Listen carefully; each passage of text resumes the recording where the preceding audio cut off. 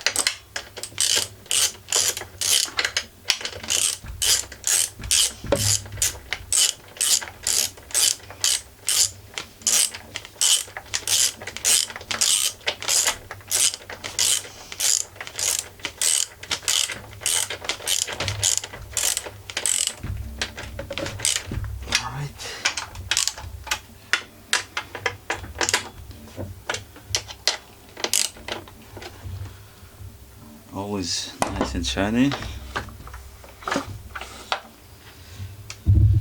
This part is fixed.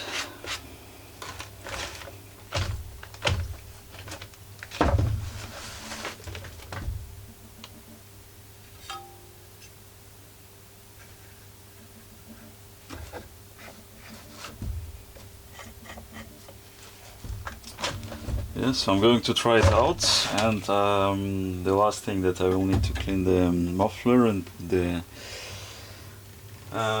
fuel tank on top, and basically it's finished.